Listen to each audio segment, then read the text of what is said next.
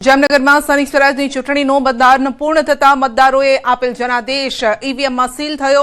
આવતીકાલે મહાનગરપાલિકા, જિલ્લા પંચાયત ઉપરાંત તમામ તાલુકા પંચાયતની ચૂંટણીની મતગણતરી યોજાશે। હાલ સ્ટ્રોંગ રૂમમાં ઈવીએમ સુરક્ષા વ્યવસ્થા હેઠળ રાખવામાં આવ્યા છે। જામનગર મહાનગરપાલિકાની 16 વોર્ડની 63 બેઠક પર 206 ઉમેદવારોના ભાવિ આવતીકાલે ખુલશે।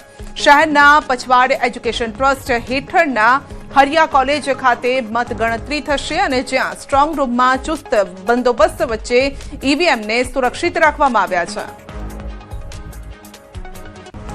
સમગ્ર ગુજરાતમાં સ્થાનિક સ્વરાજ્યની ચૂંટણી પૂર્ણ થતા મતદારોએ આપેલ જનાદેશ છે તે ઈવીએમમાં સીલ થયો છે અને ઉમેદવારોના ભાવિ છે તે હાલ ઈવીએમમાં સુરક્ષા વ્યવસ્થા હેઠળ રાખવામાં આવ્યા છે। જામનગરની વાત કરીએ તો જામનગર મહાનગરપાલિકા, જિલ્લા પંચાયત અને તમામ તાલુકા પંચાયતની ચૂંટણીઓ સંપન્ન થઈ છે। આવતીકાલે મતગણતરી થવાની છે ત્યારે જામનગર મહાનગરપાલિકાની 16 વોર્ડની 63 બેઠકો ઉપર જે મતદાન થયું છે એ 206 ઉમેદવારોના ભાવિ અહીં સીલ કરવામાં આવ્યા છે। જે પ્રકારના દ્રશ્ય આપ જોઈ રહ્યા છો, જામનગરની હરિયા કોલેજ ખાતે હાલ ચુસ્ત 3 લેયર બંદોબસ્ત વચ્ચે આ ઈવીએમને રાખવામાં આવ્યા છે। કાલે અહીં સવારથી જ મતગણતરી થશે।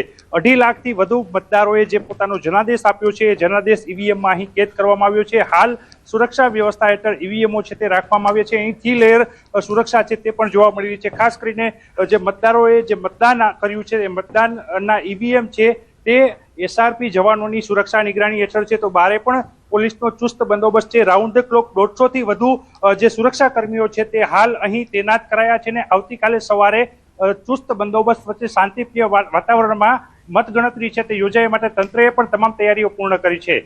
કિંજલ કારસરિયા, ન્યૂઝ 18 ગુજરાતી, જામનગર। સ્થાનિક સ્વરાજની ચૂંટણીનું આવતીકાલે પરિણામ રાજકીય વિશ્લેષક પ્રશાંત ગઢવી આપી છે પ્રતિક્રિયા। મતદાનની ટકાવારીના આંકડા હજુ આવી રહ્યા છે। એસઆઈઆર પછીની આ પહેલી ચૂંટણી ભાજપને ફાયદો કરાવશે। નીરસ મતદાનને જોતા રાજકીય પક્ષો મતદારોને બહાર કાઢવામાં નિષ્ફળ રહ્યા। કોંગ્રેસના ઉમેદવારોની નિષ્ક્રિયતા વધુ દેખાય છે। અમદાવાદમાં 48 માંથી 35 વોર્ડમાં ભાજપ મજબૂત છે। ઓછું મતદાન સામાન્ય રીતે ભાજપની લીડ વધારતું હોય છે। ઇલેક્શન કમિશનના આંકડા ઓફિશિયલી બીજે દિવસે 11 વાગ્યા પછી આપણી પાસે આવતા હોય, 12 વાગ્યા પછી એ પ્રમાણે આંકડા જે આવે છે। હવે એસઆઈઆર થયા પછીની આ પહેલી ચૂંટણી, એક તો ગરમીની વાત હતી, બીજું રાજકીય પક્ષો ક્યાંક ને ક્યાંક હજી પણ મતદારોને બહાર કાઢવામાં થોડા નિષ્ફળ નીવડ્યા। ભારતીય જનતા પાર્ટી અમદાવાદની પરિપ્રેક્ષમાં વાત કરીએ તો અમદાવાદના 48 વોર્ડમાં લગભગ 35 કરતાં વધારે વોર્ડ એવા છે જ્યાં ભાજપ ખૂબ જ મજબૂત છે। અમદાવાદ ઝોન 7 એલસીબી સ્ક્વોડને મળી છે મોટી સફળતા, જેમાં રાજસ્થાનના 10,000ના ઇનામી 2 આરોપીઓની ધરપકડ કરવામાં આવી। ઉદયપુરના ગેંગવોર થયેલા હત્યાકાંડના વોન્ટેડ આરોપીને ઝડપી પાડવામાં આવ્યા છે। આરોપીઓ સામે પહેલાથી જ લૂંટ, હત્યાનો પ્રયાસ સહિતની કુલ 15 જેટલા ગંભીર ગુના પણ નોંધાઈ ચૂક્યા છે। હાલ પોલીસે બંને આરોપીઓની વધુ પૂછપરછ શરૂ કરીને આગળની કાર્યવાહી હાથ ધરી છે।